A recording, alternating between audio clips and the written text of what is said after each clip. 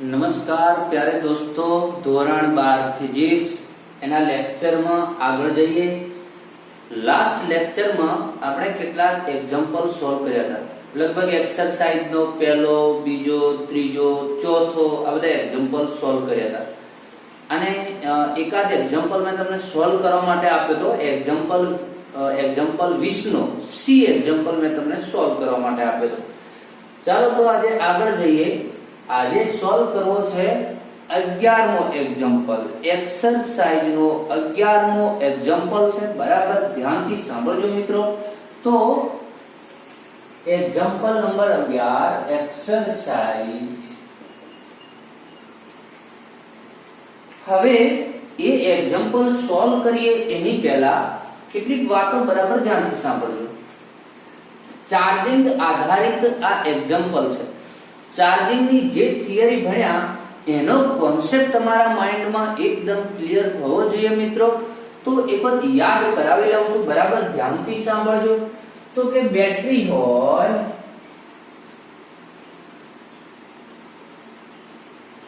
આ બેટરીની અંદર દ્રાવણ હતું. આ દ્રાવણ પ્રક્રિયા કરતું બંધ થઈ જાય, રાસાયણિક બળો પૂરા થઈ જાય તો પછી બેટરી આપણી કામ નથી કરતી. ફરીથી એનું એ દ્રાવણ લાવવા માટે આપણે વિરુદ્ધ દિશામાં પ્રવાહ વહેવડાવવો પડે છે. આપણી વાતો ડીપમાં સમજાવી. આખું એક લેક્ચર હતું આપણું બેટરીના ચાર્જિંગ અને ડિસ્ચાર્જિંગ ઉપર આખું લેક્ચર હતું મિત્રો, જોઈ લેજો. ઓકે ચાલો. હવે આ બેટરીને ચાર્જ કરવા માટે શું કરતા હતા? તો કે બેટરીને ચાર્જ કરવા માટે એક બહારથી બેટરી જોડતા હતા. તો આ રીતે ધન સાથે ધન અને ઋણ સાથે ઋણ એક બેટરી આ રીતે જોડી દેતા હતા. તો આ બેટરીનો પહેલા જે પ્રવાહ આમ વહેતો હતો એ હવે બહારથી આના કરતા ઊંચા વોલ્ટની બેટરી જોડી તો ઉલટી દિશામાં પ્રવાહ વહેવા લાગ્યો, જેના કારણે બેટરીનું ચાર્જિંગ થાય છે. બેટરીનું ચાર્જિંગ થવા લાગ્યું. ઓકે, તો હવે આપણને ક્વેશ્ચન પૂછો છે, આ ચાર્જિંગ થયા પછી અથવા ચાર્જિંગ દરમિયાન આ બેટરીનો ટર્મિનલ વોલ્ટેજ શોધો. બરાબર ધ્યાનથી સાંભળજો મિત્રો, પોઈન્ટ નોટ કરવા જેવો છે. ટર્મિનલ વોલ્ટેજનો એક કોન્સેપ્ટ આપણે ભણી ગયા કે જ્યારે કોઈ ચાર્જિંગ ના થતી હોય, બેટરી ડિસ્ચાર્જ થતી હોય ત્યારે આપણો ટર્મિનલ વોલ્ટેજ શું બનતો હતો? તો કે આંતરિક અવરોધમાં ખર્ચાયા પછીનો જે વોલ્ટેજ મળે, એટલે કે બેટરીનો જે વોલ્ટેજ હોય એનામાંથી આપણો અંદર આંતરિક અવરોધમાં ખર્ચાઈ ગયા પછીનો જે વોલ્ટેજ હોય એને બેટરીના વોલ્ટેજમાંથી આંતરિક અવરોધમાં ખર્ચાઈ ગયા પછીનો જે વોલ્ટેજ વધે એપ્સિલોન માઈનસ IR કરતા જે મળે એ આપણો ટર્મિનલ વોલ્ટેજ હતો. પણ ક્યારે બેટરી કામ કરતી હોય, બેટરી ડિસ્ચાર્જ થતી હોય એ દરમિયાન મિત્રો અહીંયા હવે આપણે બેટરી ચાર્જ થાય છે તો એનો એક ફોર્મ્યુલા મેળવેલું છે. આપણે એની તારવણીમાં નથી જવું, પણ જ્યારે બેટરી ચાર્જિંગ થતી હોય ત્યારે ટર્મિનલ વોલ્ટેજનો ફોર્મ્યુલા બદલાઈ જાય છે. V = IR છે. બસ આ વસ્તુ બરાબર માઇન્ડમાં ફિટ કરજો. જે કઈ અલગ પડતી હોય, અપવાદ વસ્તુ હોય એને આપણે વધારે એના ઉપર ધ્યાન આપીશું, કારણ કે એ એક્ઝામ માટે ઇમ્પોર્ટન્ટ ટોપિક બનતો હોય છે. બેટરી ડિસ્ચાર્જ થતી હોય તો terminal voltage V = epsilon minus IR, પણ બેટરી ચાર્જ થતી હોય તો V = epsilon plus IR. Discharge થતી હોય તો ટર્મિનલ વોલ્ટેજમાં એપ્સિલોન માઈનસ IR, પણ ચાર્જ થતી હોય તો V = એપ્સિલોન પ્લસ IR. આટલી વસ્તુ ધ્યાનમાં રાખજો. I એપ્સિલોન એટલે બેટરીનો વોલ્ટેજ, I એટલે આ પરિપથમાં વહેતો પ્રવાહ અને સ્મોલ r એટલે બેટરીનો આંતરિક અવરોધ. હવે અહીંયા આપણને શું વસ્તુ આપી છે? તો કયું ને શું કે 8 વોલ્ટની બેટરી. હવે રકમ તરફ જાવ તો કે 8 વોલ્ટની બેટરી રકમ આવી લખેલી છે. બરાબર, રકમ આ ટાઈપની લખેલી છે. તમારી જોડે બુક હોય અથવા તમે કાલે કહ્યું તો ગૂગલ પર જઈને ડાઉનલોડ પણ કરી શકો છો. લગભગ આઈ હોપ કે બધા જોડે બુક હશે. 8 વોલ્ટની બેટરી છે, એનો આંતરિક અવરોધ 0.5 ઓહમ છે. એને 120 વોલ્ટની બેટરી દ્વારા આ જે 120 વોલ્ટની બેટરી છે 120 વોલ્ટની બેટરી દ્વારા ચાર્જ કરવામાં આવે છે અને અહીંયા શ્રેણીમાં બેટરીની બાજુમાં 15.5 ઓહમનો અવરોધ જોડ્યો છે. હવે ધ્યાનથી સાંભળો, બધી વાતો સમજીશું. તમને એક બીજો ક્વેશ્ચન થાય કે તમે જ્યારે ચાર્જિંગ ભણ્યા હતા ત્યારે થાય કે સર આ અવરોધની શું જરૂર છે, ચાર્જિંગ કરવા માટે બેટરી ઇનફ છે, તો પછી પેલા અવરોધની શું જરૂર છે સમજાવીશ. એ પણ હું આ જવાબ લાયા પછી આપણે સમજીએ. તો ટર્મિનલ વોલ્ટેજ શોધવા માટે મારી પાસે એપ્સિલોન છે, R છે, શું નથી? અરે ભાઈ અહીંયા ચાર્જિંગ દરમિયાન વહેતો પ્રવાહ નથી. પ્રવાહ મને મળી જાય તો હું V એપ્સિલોન પ્લસ IR કરી શકું. તો પહેલા આપણો ટાર્ગેટ શું રહેશે? પ્રવાહ નક્કી કરવાનો રહેશે. ચાલો તો પ્રવાહ અહીં ચાર્જિંગ દરમિયાન થાય તો આને ચાર્જિંગ પ્રવાહ કહી શકાય. અહીં ચાર્જિંગ પ્રવાહ I પ્રવાહનું એક જ ફોર્મ્યુલા હું બોલ્યો તો કુલ વોલ્ટેજ ભાગ્યા કુલ અવરોધ. અને ચાર્જિંગ પ્રવાહમાં તો ખાસ યાદ રાખો કે આ બે બેટરી હોય તો 120 વોલ્ટની બેટરીને આ 8 વોલ્ટની બેટરીનો સામનો કરવો પડતો તો 8 વોલ્ટની બેટરી પ્રવાહ આ બાજુ વહેડાવે, 120 વોલ્ટની આ બાજુ વહેડાવે તો પેલો વોલ્ટેજ આ બાદ થતો હતો. ચાર્જિંગમાં આખું આપણે ભણ્યા છે. તો I કેટલો વોલ્ટેજ? તો કે V એપ્સિલોન. પણ અવરોધ તો બધો નડવાનો. આંતરિક અવરોધ કેપિટલ R તો કે સ્મોલ r પ્લસ R. સૂત્ર ભણ્યા હતા આપણે ચાર્જિંગમાં. V 120 epsilon minus 8 small r 0.5 capital R 15.5 112/6 બરાબર 7 એમ્પિયર. તો અહીં વહેતો પ્રવાહ 7 એમ્પિયર છે. હવે ટર્મિનલ વોલ્ટેજ તમે આરામથી શોધી શકો છો. તો હવે terminal voltage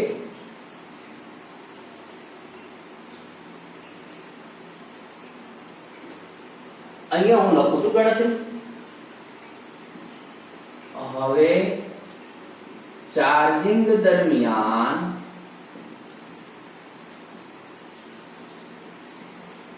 terminal voltage V બરાબર epsilon plus IR. So that V epsilon I 7 R 0.5 8 7 into 3.5 11.5 volt. ચાલો મિત્રો, હું કેલ્સી વગર ગણતરી કરતો હોઉં છું. ક્યારેક કોઈ જગ્યાએ એકાદ વખત આપણા એક્ઝામ્પલ થયું હતું ગણતરીમાં, મેં ઉતાવળમાં કંઈક તમને ભૂલ કરી હતી.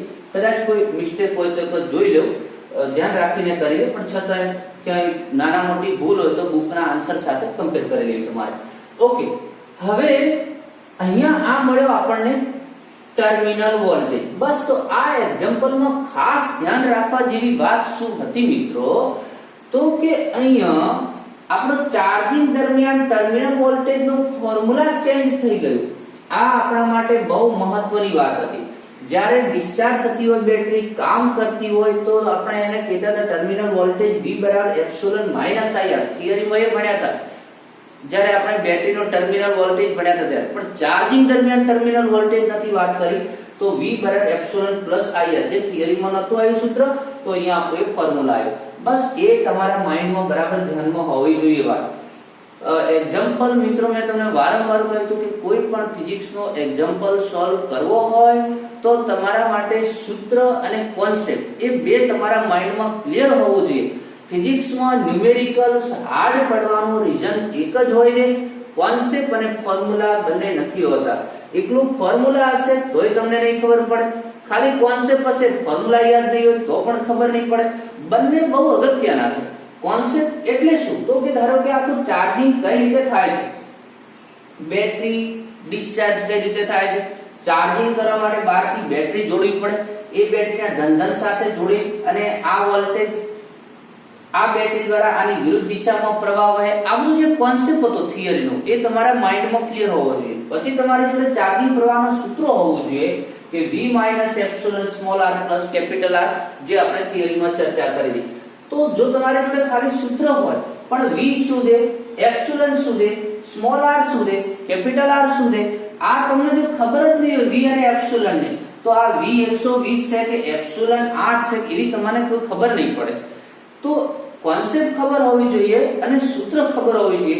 કોન્સેપ્ટ અને સૂત્ર બંને ભેગું થાય તો તમે કોઈ પણ ન્યુમેરિકલ હશે, ફિઝિક્સના કોઈ પણ દાખલાઓને તમે આરામથી સોલ્વ કરી શકો છો. પછી કોન્ફિડન્સ હોવો જોઈએ તમને, ભાઈ આવડશે, મને કોન્સેપ્ટ ખબર છે, સૂત્ર ખબર છે, કેમ નહીં આવડે, તો પછી તમે કોઈ પણ એક્ઝામ્પલ સોલ્વ કરી શકો છો. ઓકે, હવે એક બીજી મેં વાત કરી હતી હમણાં કે બેટરી આપણું આખું ચાર્જિંગ ભણ્યા તેમાં કહ્યું હતું કે ભાઈ આ બેટરીને ચાર્જ કરવા માટે આ બેટરીની જરૂર છે. ટૂંકમાં ચાર્જ કરવી બેટરી એટલે આપણે શું કહ્યું હતું કે બેટરી ચાર્જ કરવી મતલબ જે પ્રવાહ વહેતો તો આ રીતે એને ઉલટી દિશામાં વહેડાવો, એટલે ઓટોમેટિકલી જે આપણું દ્રાવણ હતું એ પાછું જે હતું એનું અહીંયા દ્રાવણ બનતું હોય, એ આપણે સમજ્યા હતા ચાર્જિંગ ની અંદર. તો એના માટે આ બેટરી ઇનફ છે. તો પછી આ R શું કામ જોડવામાં આવે છે એની વાત કરીએ મિત્રો. કે જ્યારે કોઈ જગ્યાએ બેટરી જોડવામાં આવે તો લગભગ જરૂર પડે એવો એક અવરોધ જોડવામાં આવતો હોય, ક્યારેક નાનો ક્યારેક મોટો. આજે 15.5 ઓહમનો અવરોધ જોડ્યો. હવે આ અવરોધનું જોડવાનું રીઝન શું છે? કોઈ તમને પરીક્ષામાં લખવાની ખાસ વાત ના આવે પણ બરાબર જાણવું જરૂરી છે તમારા માટે. આ અવરોધની શું જરૂર હશે? તો જો મિત્રો, જો કદાચ આ અવરોધ ના હોય તો એક કામ કરીએ, આ અવરોધની જરૂર શું છે એ જાણવું હોય તો એ અવરોધને એક વખત હટાવી લઈએ આપણે, પછી શું થાય જોઈએ. આ અવરોધ હટાવી લીધો હોત તો અહીંયા 16 ની જગ્યાએ કેટલા આવવાના હતા? 0.5, કારણ કે 15.5 તો હટી જવાનો હતો. તો 0.5 તો 112 ભાગ્યા 0.5 તો એ તો 224 એમ્પિયર પ્રવાહ થવાનો હતો. 224 એમ્પિયર. 224 એમ્પિયર એટલે અતિ હાઈ કરંટ કહેવાય મિત્રો, અતિ હાઈ કહેવાય, ખૂબ ઊંચો પ્રવાહ કહેવાય. હવે આટલો બધો અહીંયા પ્રવાહ વહેવા લાગે તો આ બેટરીના દ્રાવણમાં, અને હવે તમને ખબર પ્રવાહ વધી જાય તો એક સૂત્ર છે, તમને ખબર છે, તમે નાના ધોરણોથી ભણતા આવો છો. કોઈ જગ્યાએ પ્રવાહ વહેતો હોય તો જે ઉષ્મા ઉત્પન્ન થાય. કેટલી ઉષ્મા ઉત્પન્ન થાય? I2R જેટલી. કોઈ પણ અવરોધમાંથી પ્રવાહ R પસાર થતો હોય, અરે R અવરોધમાંથી I પ્રવાહ પસાર થતો હોય તો ત્યાં ઉત્પન્ન થતી ઉષ્મા I2R હોય, જે આપણે ભણવાના છીએ અહીંયા હજુ. તો આટલી ઉષ્મા ઉત્પન્ન થાય તો અહીંયા આ બેટરી એટલી ગરમ થાય, ખૂબ ઉષ્મા ઉર્જા ઉત્પન્ન થાય, અતિ ગરમ લાય થઈ જાય આ બેટરી. તો આવું ન થાય, આ બેટરી અતિ ગરમ ના થઈ જાય, અંગારા જેવી ના થઈ જાય, એટલા માટે તો અહીંયા ભાઈ I2R પ્રમાણે આપણો I ખૂબ ઘટાડવો પડે. તો અહીંયા તમારો આ બેટરી ગરમ નહીં થાય, એટલે બેટરી ગરમ થશે, બંને થાય. જો અહીંયા પ્રવાહ હોય તો એટલે બંને બેટરી ગરમ થવાની છે. ચાર્જિંગમાં મૂકીશું તો આ તો એ વાત છે કે ફોન ગરમ કરવા, ભાઈ ફોનને ચાર્જિંગ કરવા મૂકીએ તો ફોન ચાર્જિંગ તો થાય પણ એના કરતા ગરમ થઈ જાય, જાણે કે કોઈ આપણે બર્નર ઉપર મૂક્યો એ તો ઉકળવા લાગે. તો એવું ન થાય એટલા માટે આપણે એનો પ્રવાહનું મૂલ્ય ખૂબ ઘટાડવા માટે, અને પ્રવાહ કઈ રીતે ઘટે? જેમ અવરોધ વધે પ્રવાહ ઘટે. તો આ અવરોધ જોડી અને પ્રવાહને ઘટાડીએ છીએ, એટલા માટે આપણે સરળતાથી બેટરીને ચાર્જ કરી શકીએ. હા, એક વસ્તુ થાય કે તમે અહીંયા અવરોધ જોડીને પ્રવાહ ઘટાડો તો બેટરી તરત ચાર્જ ના થાય, કારણ કે પ્રવાહ ઘટી ગયો એટલે દ્રાવણ પાછું બનવાની જે માત્રા છે એ ધીમી પડી જશે. પણ વાંધો નહીં, પણ પેલું તો આખી ગરમ લાય જેવી થઈ જશે બેટરી. એની જગ્યાએ અહીંયા આપણો પ્રવાહ ઓછો હશે તો બેટરી ધીમે ધીમે ચાર્જ થશે, પણ એનાથી નુકસાન નહીં થાય. તો એટલા માટે પ્રવાહ ઓછો કરીને બેટરી ગરમ ન થાય એટલા માટે ચાર્જિંગમાં એક અવરોધ જોડવો પડે છે. ઓકે, તો ખ્યાલ આવી ગયો છે. તો આ હતો મિત્રો એક્સરસાઇઝનો એક્ઝામ્પલ નંબર 11. ઓકે, હવે આગળ જઈએ. આપણી સમક્ષ છે એક્ઝામ્પલ નંબર 20. એનો સી એક્ઝામ્પલ મેં તમને સોલ્વ કરવા આપ્યો તો કરી દીધો છે મિત્રો બધાએ. બહુ સિમ્પલ નેટવર્ક હતા, શ્રેણી સમાંતરનું નેટવર્ક હતું. હવે અહીંયા ક્વેશ્ચન કેવું પૂછ્યો તો મેં ટૂંકમાં લખ્યું કે અહીંયા તમને 20મા એક્ઝામ્પલમાં એક્સરસાઇઝનો 20મો એક્ઝામ્પલ છે, એમાં એક ક્વેશ્ચન છે. પેલો એ એમાં ક્વેશ્ચન એવો પૂછ્યો છે કે તમારી પાસે સ્મોલ n અવરોધ છે. સ્મોલ n અવરોધ n બરાબર 10, 5, 15, 25 જે હોય તે તમારી જોડે સ્મોલ n જેટલા r મૂલ્યના અવરોધ છે. કેટલા મૂલ્યના? r મૂલ્યના. r મૂલ્યના n અવરોધ છે. હવે તમને ક્વેશ્ચન શું પૂછ્યો છે? આ અવરોધોને એવી રીતે જોડો કે જેથી કરીને પરિણામી અવરોધ લઘુત્તમમાં લઘુત્તમ મળે અને મહત્તમમાં મહત્તમ મળે. બરાબર ધ્યાનથી સાંભળજો મિત્રો વાતને. અહીંયા કહ્યું છે કે r મૂલ્યના n જેટલા અવરોધ છે. આ અવરોધોને એવી રીતે જોડો કે જેથી કરીને એક વખત લઘુત્તમમાં લઘુત્તમ અવરોધ મળે. એ બધા અવરોધોને ભેગા કરીએ તો ઓછામાં ઓછો અવરોધ મળે એવી રીતે જોડવા. પછી એવી રીતે જોડો કે મહત્તમમાં મહત્તમ અવરોધ મળે અને એ લઘુત્તમ કેટલો મળે અને મહત્તમ કેટલો મળે એની આપણે અહીંયા ગણતરી કરવાની છે. ખબર પડી કે ના પડી? ઓકે. હવે તો લઘુત્તમ અવરોધ ને મહત્તમ અવરોધ મેળવવા હોય તેનું જોડાણ કઈ રીતે કરવું પડે થોડું અહીંયા સાઈડમાં સમજાવું, ધ્યાનથી સાંભળજો. અવરોધોને બે રીતે જોડતા હતા. એક હોય અવરોધોનું શ્રેણી જોડાણ અને એક હોય અવરોધોનું સમાંતર જોડાણ.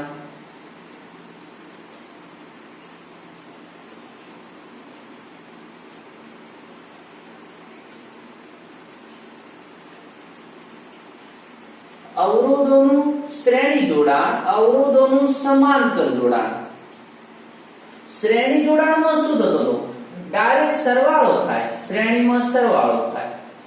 R1 plus R2 plus R3. તો શ્રેણીમાં અવરોધોનો સરવાળો થાય અને સરવાળો થતો હોય એ દરમિયાન મિત્રો એનો અવરોધ મહત્તમમાં મહત્તમ મળે. તો એક વાત ક્લિયર જ કરી દીધો કે શ્રેણીમાં જ્યારે અવરોધોને જોડવામાં આવે તો અવરોધનું મૂલ્ય મહત્તમ મળે છે.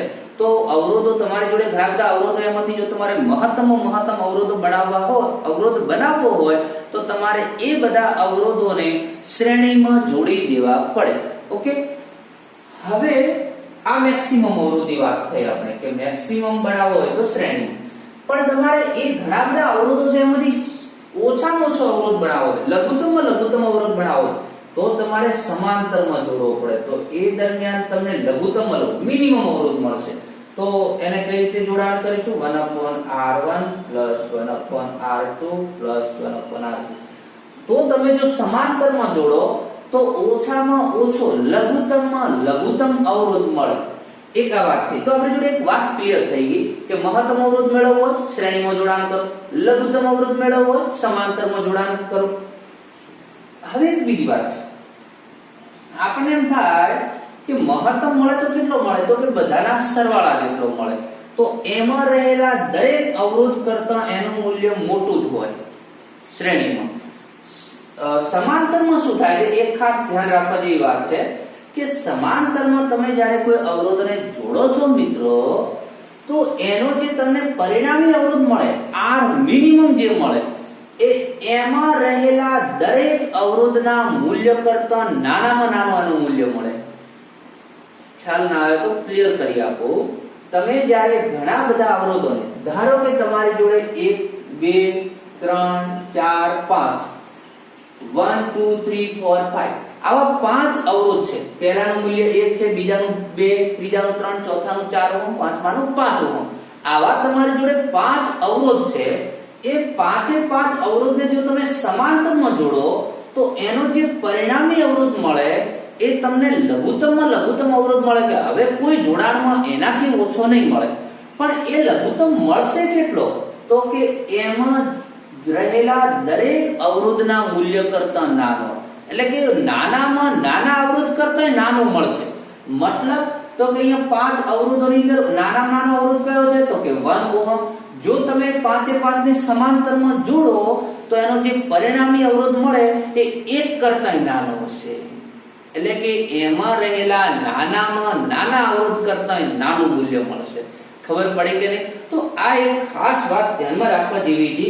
આ વાતને તમે ધ્યાનમાં રાખજો મિત્રો કે સમાંતરમાં પરિણામી મૂલ્ય એમાં રહેલા નાનામાં નાના અવરોધ કરતા પણ નાનું હોય છે. આ ખાસ ધ્યાનમાં રાખજો વાત. ઓકે, હવે પહેલો ક્વેશ્ચન તો આપણો n અવરોધ છે r મૂલ્યના મહત્તમ અવરોધ મેળવવા માટે તો આપણે કહીશું શ્રેણીમાં જોડી દઈશું. ઓકે, તો મહત્તમ અવરોધ મેળવવા માટે અવરોધને શ્રેણીમાં જોડવામાં આવે છે.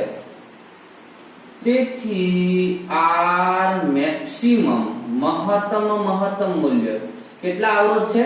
આ n જેટલા, તો R plus R plus R આવા n સુધી જશે.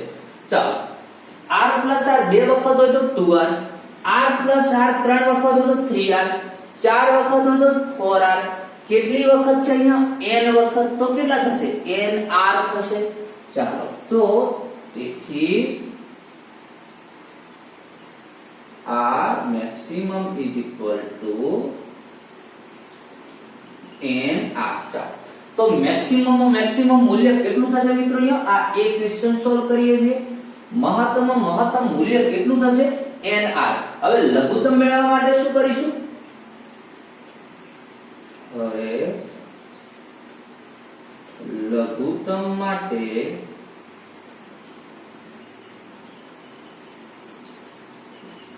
સમાંતરમાં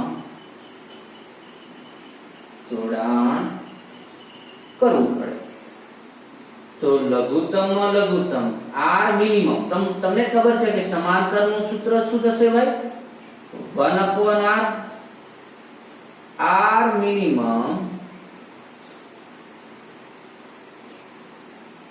1/r plus 1/r plus 1/r. પણ ક્યાં સુધી? n વખત. તો જેમ મિત્રો r plus r હોય તો 2r, જેમ x plus x 2x, ત્રણ વખત હોય તો 3x, એવી રીતે n વખત હોય તો nx, r હતું તો nr. 1/r n વખત છે તો n વખત 1/r. તો આનું શું થઈ જશે?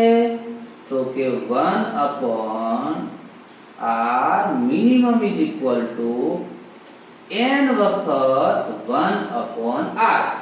તો એને લખીએ તો n/r. હવે જો તો આ આપણી ગણતરી પૂરી નથી થઈ. આ ખાસ ધ્યાન રાખજો, અહીંયા તમે 1/r મિનિમમ લખ્યું છે. જો મિત્રો આ મેક્સિમમ અને મિનિમમ એવું કઈ લખવાની જરૂર હોતી નથી. આપણને ખબર પડે કે ભાઈ અહીંયા મહત્તમ મેળવ્યું r મેક્સિમમ લખ્યું, અહીંયા લઘુત્તમ છે r મિનિમમ. તમે r dash r double dash કહી દોશો, r1 r2 કહી દેશો તોય ચાલશે. આ તમને r મિનિમમ નથી મળ્યો, જો તમે સમાંતરમાં અવરોધ નથી મેળવ્યો, એ તો અવરોધનો વ્યસ્ત મેળવ્યો છે. તમે એને હજુ ઉલટાવશો ત્યારે તમારો r મિનિમમ થશે. તો હવે એનો વ્યસ્ત કરી દઈએ તો r મિનિમમ, કારણ કે આ તો તમે શું કર્યું છે? r મિનિમમ નો વ્યસ્ત હજુ તો શોધ્યો છે. તો r મિનિમમ કેટલો? તો કે n બાય r, એટલે ઉલટાયા તો અહીંયા પણ ઉલટાવી દો, r બાય n. આ મળ્યું તમને r મિનિમમ, આ મળ્યો r મેક્સિમમ. શ્રેણીમાં જોડાણ કરો r મેક્સિમમ, સમાંતરમાં જોડાણ કરો r મિનિમમ. ઓકે, હજુ તમને ક્વેશ્ચન આટલો પૂરો નથી થઈ ગયો. હજુ તમને એમાં પૂછ્યું છે કે મહત્તમ અને લઘુત્તમનો ગુણોત્તર શોધો. મહત્તમ અને લઘુત્તમનો ગુણોત્તર શોધો. ચાલો, તો હવે ગુણોત્તર નક્કી કરી લઈએ મિત્રો. બસ હવે તો સિમ્પલ છે. તો r maximum અને આર મિનિમમ નો ગુણોત્તર લેતા. તેથી r maximum, r minimum, r maximum and r, અને r minimum r by n, n ઉપર જાય n square r, r cancel n square. ચાલો r maximum upon r minimum is equal to n square. તો આ એક વાત clear થઈ ગઈ. ઓકે, ચાલો આગળ જઈએ મિત્રો. હવે તો ખ્યાલ આવી ગયો છે.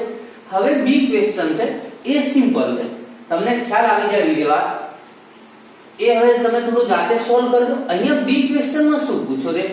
1 ઓહમ, 2 ઓહમ અને 3 ઓહમ ના અવરોધ છે.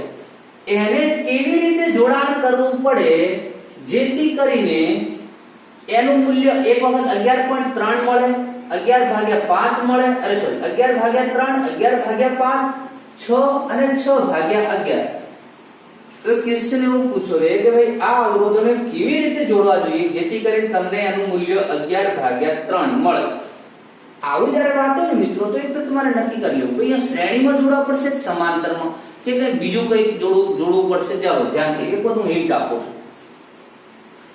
તમારે નક્કી કરી લેવું કે અહીંયા 3 માંથી આ 11/3 નું મૂલ્ય લગભગ કેટલું થાય છે? તો લગભગ 3.9 આજુબાજુ મળતું છે, કારણ કે 12 હોતા તો 12/3 4 થઈ જતું, એટલે 3.9 આજુબાજુ મળતું છે. તો એ 1 કરતા નાનો નથી, એટલે 3 ને સમાંતરમાં તો ન જ જોડવામાં આવે, કારણ કે સમાંતરમાં જોડવામાં આવે તો એનું મૂલ્ય 1 કરતાંય નાનું થઈ જાય. એટલે જો 1 કરતા નાનું લાવવાનું હોય તો 3 ને કેવી રીતે જોડતા? સમાંતરમાં. હમણાં જ મેં વાત કરી હતી કે સમાંતરમાં પરિણામી મૂલ્ય એમાં રહેલા નાનામાં નાના અવરોધ કરતા ઓછું મળે છે, તો સમાંતરમાં તો ન જો. તો શ્રેણીમાં તો તમે જો તો 6 ઓહમ થઈ જાય. તો આ 1 કરતા મોટું છે, 6 કરતા નાનું છે, તો એનો મતલબ કે આ ત્રણેય અવરોધોને શ્રેણીમાં નહીં અને સમાંતરમાં નહીં. તો કેવી રીતે જોડાણ હશે? કોઈ બે સમાંતરમાં જોડીશું અને એની સાથે એક શ્રેણીમાં જોડી દઈશું. તો આવી રીતે કઈ જોડાણ કરેલું છે તો તમે સમજી શકો છો. એક ગણતરી હું કરી દઉં પછી તમે બાકી કરજો. તો બી માં તો મેં કઈ રીતે નક્કી કર્યું ખબર પડી ગઈ છે મિત્રો. આ મૂલ્ય 1 કરતા નાનું નથી, એટલે 3 સમાંતરમાં તો ન જ જોડાય, અને 6 કરતા પાછું નાનું છે એટલે શ્રેણીમાં પણ ના હોય, 6 પણ નથી. એટલે તો સમાંતર અને શ્રેણીનું મિશ્રણ કંઈક હોવું જોઈએ. તો અહીંયા જો છેદમાં 3 છે તો 1 અને 2 ઓહમ ને સમાંતરમાં જોડું, એની સાથે 3 ને શ્રેણીમાં જોડું. એક વખત જોયું તો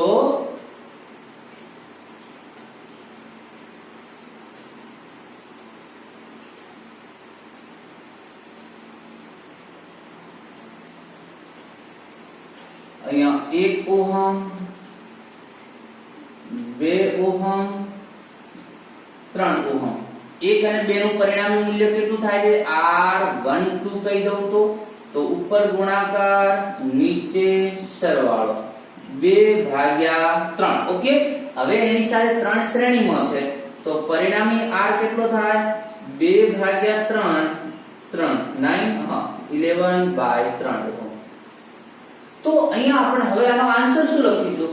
તો અહીં 1 અને 2 ઓહમ ના અવરોધોને સમાંતરમાં અને 3 ઓહમ ના અવરોધને એની સાથે શ્રેણીમાં જોડવો પડશે. તો આપણે 11/3 મળી જશે. બહુ સિમ્પલ છે, બહુ સિમ્પલ એકદમ. હવે કહેજો ભાઈ 11/5 તો 11/5 એ પણ 1 કરતા મોટું છે, 3 સમાંતરમાં ન જોડ. 6 કરતા નાનું છે તો એ પણ શું હોય? આપણો શ્રેણીમાં પણ 3 નથી, તો એ કઈ કેવું જશે? પાછળ 2 સમાંતર, 1 શ્રેણી. તો હવે 1 અને 2 સમાંતરમાં હતા, એની જગ્યાએ કે છેદમાં જો 5 લાવવા ને, જો તમારે 3 લાવવા હતા તો 1 અને 2, કારણ કે છેદમાં સરવાળો આવે એટલે 1 અને 2 ને સમાંતરમાં જોડ્યા. 5 લાવવા છે તો તમે 3 અને 2 ને સમાંતરમાં જોડો ને, એની સાથે 1 ને શ્રેણીમાં જોડી દો, આવી જશે 6. એ તો બહુ સિમ્પલ છે, કારણ કે 6 1 + 2 + 3 તો શ્રેણીમાં થઈ ગયું. 3 ને 3 ને શ્રેણી જોડો, 6 થઈ જાય. 6/11 હવે ચેક કરો છો. 6/11 એનો તમને કહો પોઈન્ટમાં આન્સર આવશે. 6/11 એટલે, કારણ કે અંશ કરતા છેદ મોટો થઈ ગયો. તો આનું મૂલ્ય તો 1 કરતાંય નાનું છે, મતલબ 1 કરતાંય નાનું મૂલ્ય લાવવાનું કહે છે. તો 1 કરતા નાનું મૂલ્ય એટલે એમાં રહેલા એક નાનામાં નાના અવરોધ કરતા નાનું, તો ખબર પડી ગઈ આ 3 ને 3 ને કેવી રીતે જોડવા પડશે સમાંતરમાં, બરાબર. તો એ પણ મેં ક્લિયર કરાવી દીધું. ચાલો તો અહીંયા આપણે કહ્યું 1 અને 2 ને સમાંતરમાં, 3 ને શ્રેણીમાં. અહીંયા કોને જોડવા પડશે? પેલા 2 અને 3 ને શ્રેણીમાં, અરે સોરી 2 અને 3 ને સમાંતરમાં, 1 ને એની સાથે શ્રેણીમાં. અહીંયા 3 ને 3 શ્રેણીમાં, અહીંયા 3 ને 3 સમાંતર. ચાલો તો મિત્રો આજે આટલા સુધી રાખીએ. એક્ઝામ્પલ તો આપણે ગણવા માટે ભલે 1-2 ગણીએ છીએ, પણ એમાં જે કોન્સેપ્ટ આવે છે એ જે હું તમને સાઈડમાં કહેતો રહું છું કે સમાંતરમાં આવું થતું હોય છે, શ્રેણીમાં આમ હોય છે, એ કોન્સેપ્ટ યાદ રાખજો. તો આજે આટલા સુધી રાખીએ, બાકીનો આવતા લેક્ચરમાં. ઓકે.